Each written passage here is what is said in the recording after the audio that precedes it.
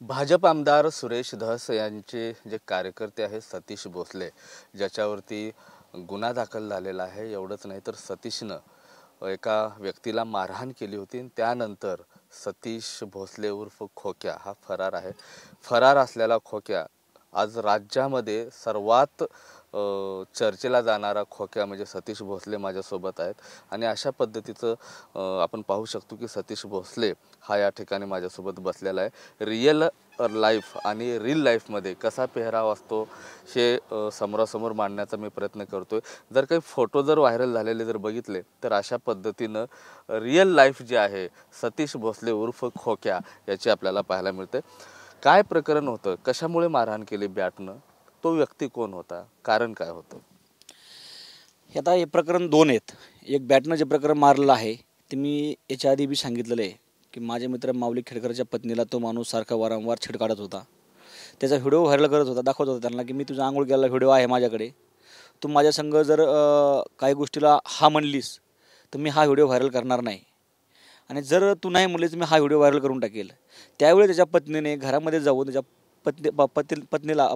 पतीला फोन केला, म्हणजे माऊली खेडकरला, आणि सांगितलं की असाचा प्रकार होतो. त्यावेळेस मला माऊलीने सांगितलं की माझ्या घरी जरा असा विषय होत चालला सतीश, तू अर्जंट तिथं जा.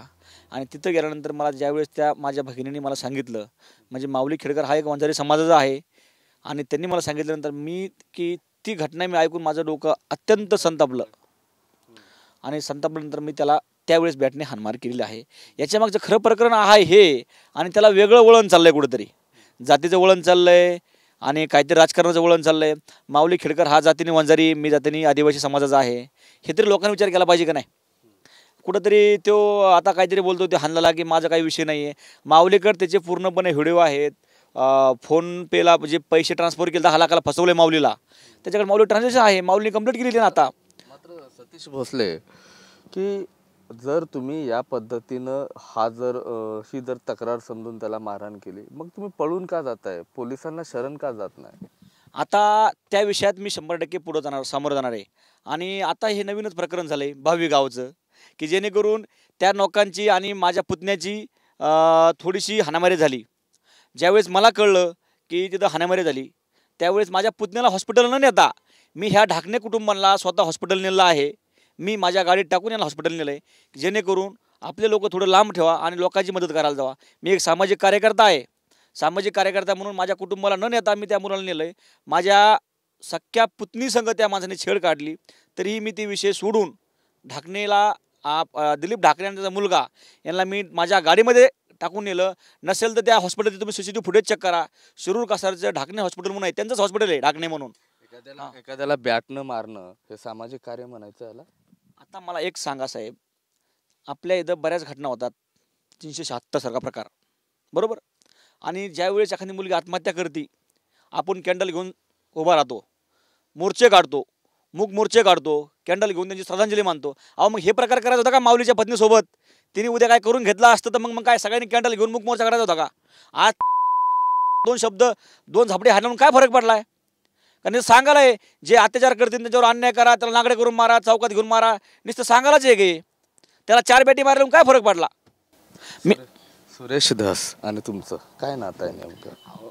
धस साहेबाचा मी एक छोटासा कार्यकर्ता आहे. अहो एक पारधी समाजातला मी एक छोटासा कुटुंबातला माणूस आहे. मी कुठंतरी आज एक सामाजिक कार्यकर्ता म्हणून ओळखला जातो, आणि आज मतदारसंघातला म्हणून एक आमदार म्हणून मी त्यांच्या तिथं काम करतो. काम काय करतो की एक ठीक आहे, ते आमदार साहेब जे आहेत ते आमच्यासारख्या गोरगरिबाला नाही तर प्रत्येकाच्या सुखादुखात राहणारा माणूस आहे. एवढी ही सगळी घटना होऊनही त्यांनी अद्यापही माझी किंवा माझ्या कुटुंबाची बाजू घेतलेली नाही, किंवा असे म्हणले नाहीत की त्याच्यावर गुन्हा दाखल करू नका. ते डायरेक्ट म्हणले तिने गुन्हा केला असेल त्याच्यावर गुन्हा दाखल करून टाका. ह्या प्रकारचा आमदार ते आहेत. सुरेश धसांसाठी तुम्ही ह्या सगळ्या गोष्टी करता, तुझी या परिसरामध्ये दहशत आहे, कुख्यात नामी गुंड आहेस, अशा पद्धतीचे जे आरोप आहेत ते आरोप सामाजिक कार्यकर्त्या अंजली दमानिया यांनी केलाय. अंजली दमानिया ताईंना चुकीची माहिती पुरवतात, आणि अंजली दमानिया ताईंना ही चुकीची माहिती पुरवल्यामुळं त्या बोलतात. अहो गुंड कशाला म्हणतात ताई? माझे सामाजिक कार्याचे व्हिडिओ बघा ना तुम्ही, माझा इंस्टाग्राम चेक केलाय तुम्ही, फेसबुक चेक करताय. मी ज्या शाळेत गेलोय तुम्ही ते व्हिडिओ व्हायरल केला की हातपाय तोडील अमुक तमुक, ते पूर्ण व्हिडिओ व्हायरल करा ना. त्या शाळेत जा, चौकशी करा मुलींची की तिथं कुणी बोलवलं होतं मला. त्याच मुली म्हणल्या होत्या ना की बाबा माझ्या शाळेत आम्ही शाळेत जात नाही, तिथं शाळेतली मुलं आम्हाला त्रास देतात, आमचे हात कापून घेतात, आमचे छेड काढतात, आम्हाला नंबर मागतात.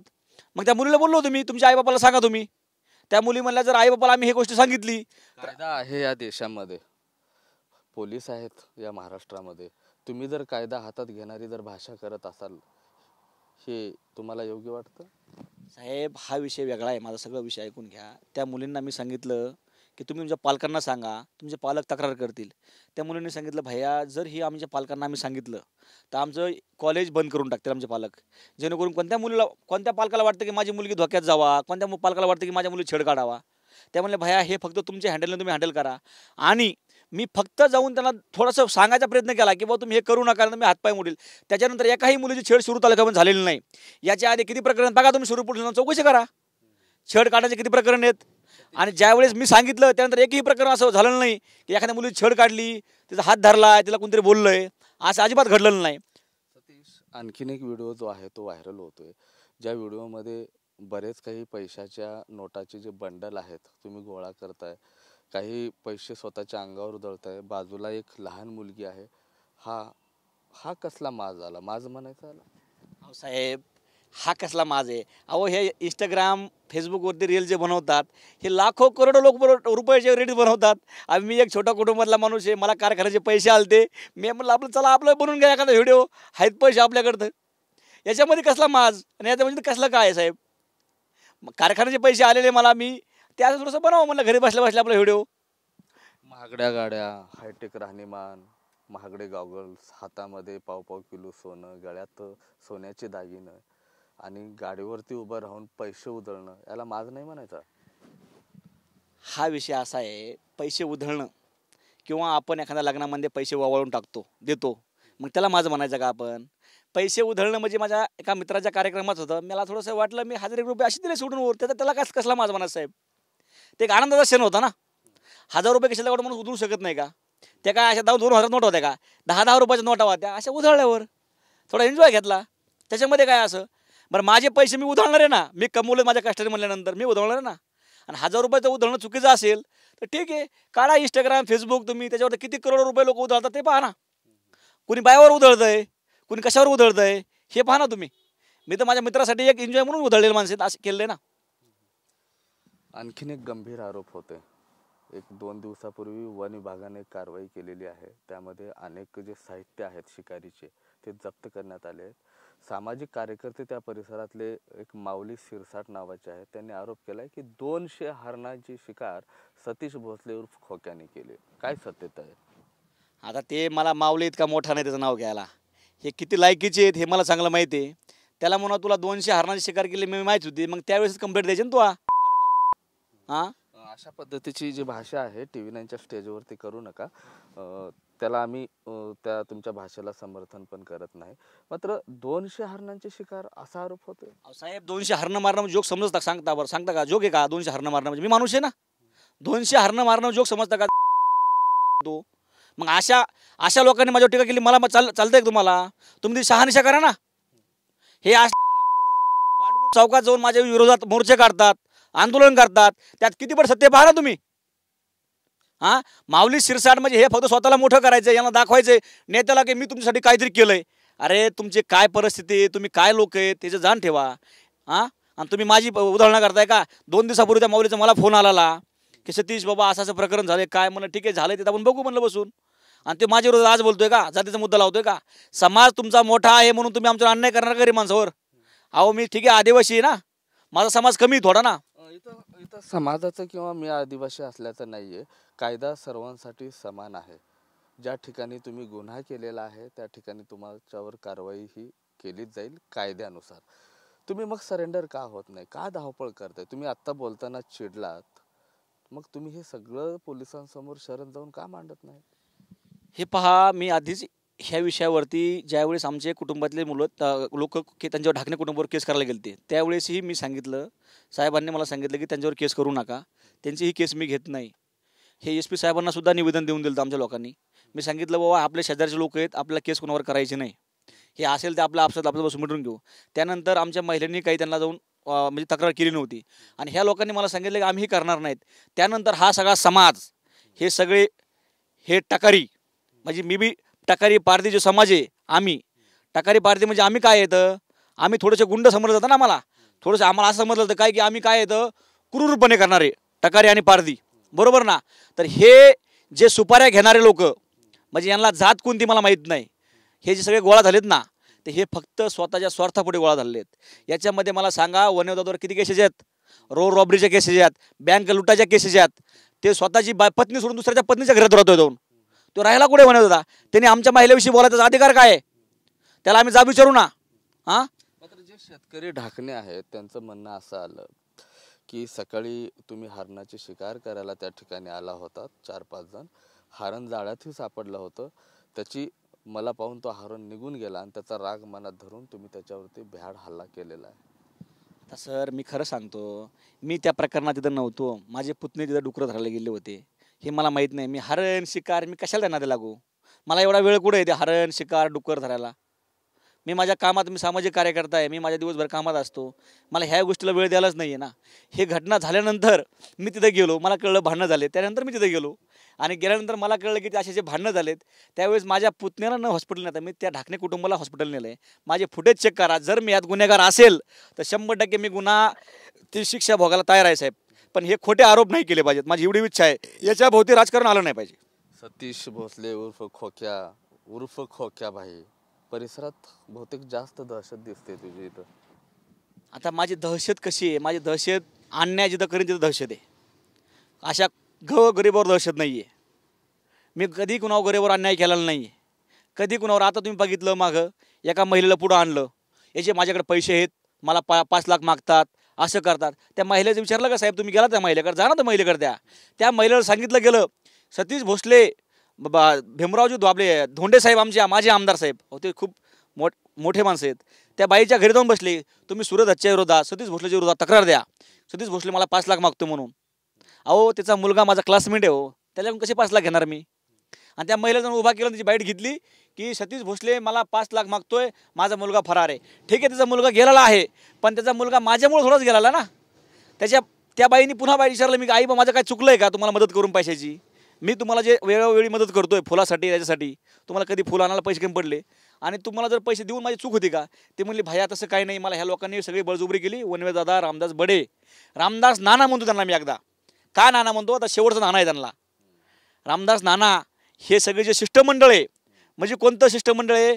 जे लोकसभेला, विधानसभेला सुरेश अण्णाच्या विरोधातलं जे शिष्टमंडळ आहे, जे भाजपचंच आहे, जे शिष्टमंडळ आहे, ते लोक जाऊन धोंडे साहेबाचं शिष्टमंडळ थोडक्यात.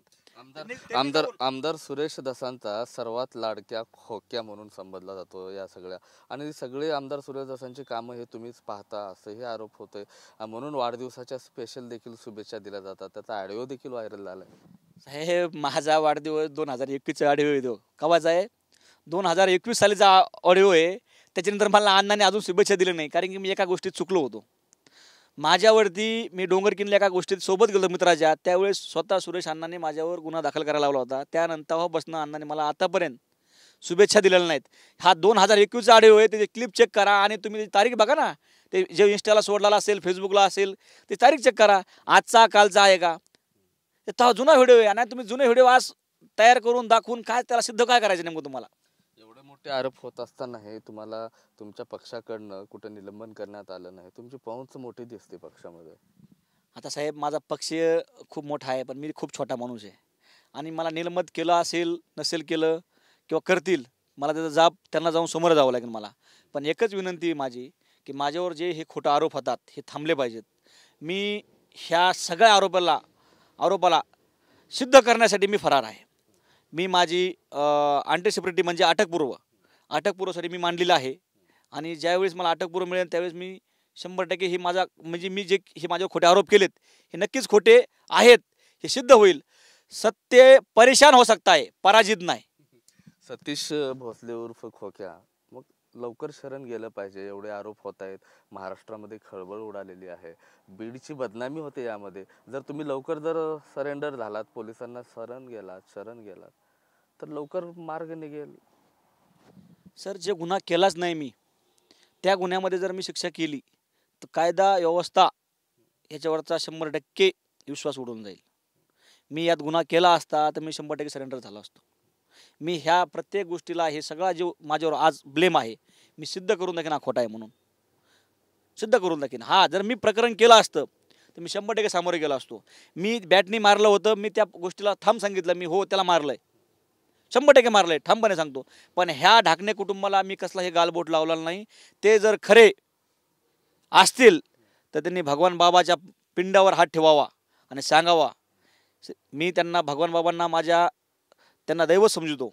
त्यांनी हात ठेवून सांगावा की सतीश भोसले तिथं आलता आणि त्यांनी आम्हाला बोट लावला आणि त्यांनी मला असं केलं. अहो मी माझ्या बापा शपथ खाऊन सांगतो, ह्या लोकांना मी हॉस्पिटलला घेऊन गेलोय. माझे वडील आणि मी माझ्या वडिलाला खाली उतरवलं गाडीच्या खाली, मी त्यांना गाडी टाकून घेऊन गेलोय. अख्खं गाव बघायला होतं त्यावेळेस. गावाचे लोकही साक्षी लावून दाखवलं मी त्यांना की मी हॉस्पिटल नेलं का नाही. आणि जर मी खोटं बोलत असेल तर CCTV फुटेज चेक करा. 19 तारखेचा 25 CCTV फुटेज चेक करा ढाकणे हॉस्पिटलचा. खोक्याच्या डोळ्यात पाणी येतं. नाही, माझ्या डोळ्यात पाणी नाही साहेब. ज्या गोष्टीचा म्हणजे जी गोष्ट केलेली नाही त्या गोष्टीचा पश्चाताप मी करत नाही. आणि जी गोष्ट मी केलेली आहे, जी बॅटनी मारहाण केली ती माझ्या माता माऊली भगिनीसाठी केली. त्याच्यामुळे मला कसलाही पश्चाताप यायचं कारण नाही. त्याच्यासाठी मी जे बी शिक्षा लागेल ती भोगायला तयार आहे. मी न्यायाधीशाला विनंती करतो की त्याच्यामुळे मी पुढे नाही येऊ शकलो, कारण की हा माझा खोटा गुन्हा दाखल केला त्याच्यामुळे नाही येऊ शकलो मी. अन्यथा मी हजर होणार होतो. कारण की हा जो ढाकणे 22चा गुन्हा आहे तर हा टेक्निकल गुन्हा आहे. याच्यामध्ये सगळे हे जे भामटे आहेत हे सगळे गोळा होऊन हिने करायला लावलेला आहे. आणि आमचे जे तालुक्यातले शिष्टमंडळ आहे यांचे चेक करा ना हो, जे माझ्या विरोधात बोलतात ना आज खोक्या. सुरेश धसांना सहारोपी करावं तुमच्या बाबतीत अशी मागणी अंजली दमानिया करताना पाहायला मिळतात.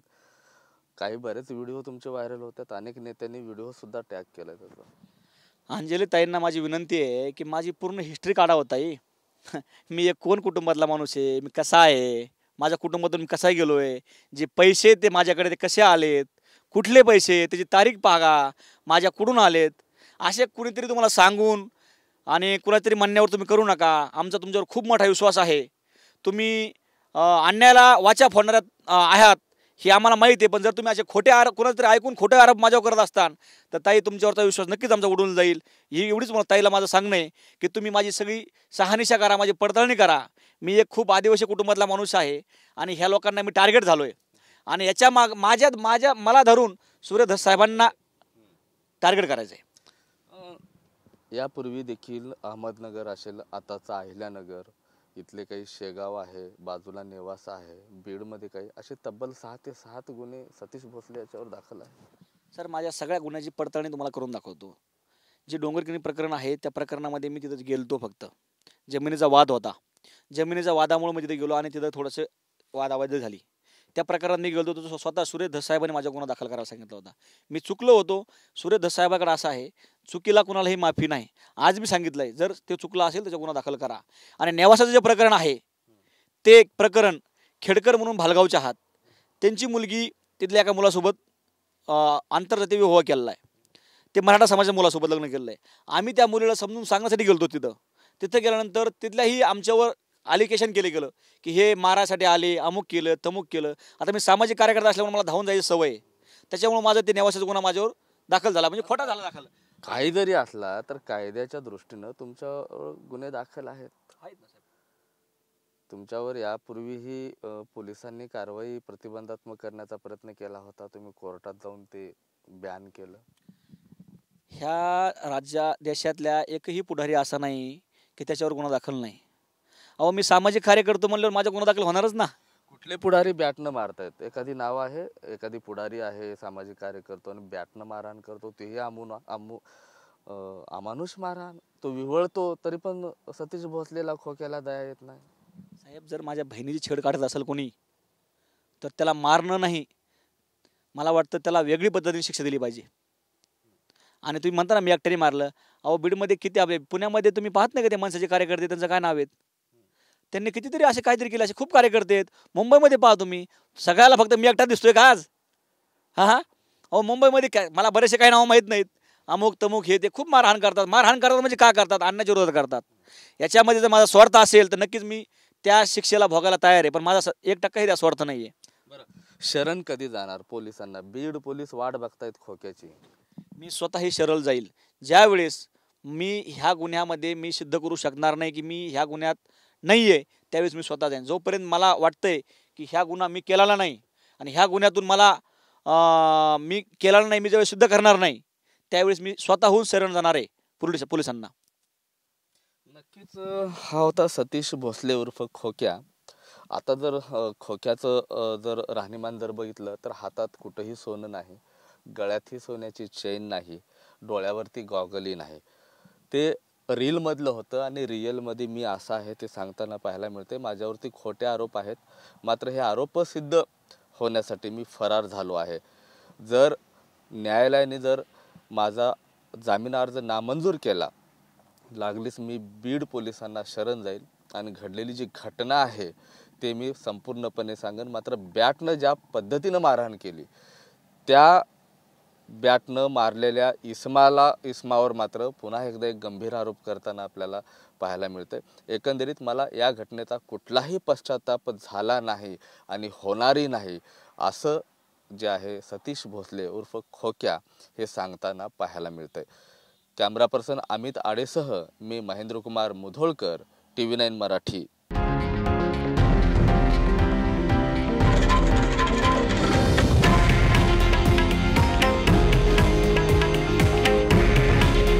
हे आहे देशातील नंबर 1 न्यूज नेटवर्क आणि आपण पाहत आहात TV9 मराठी. काळजी तुमची, हित महाराष्ट्राचं.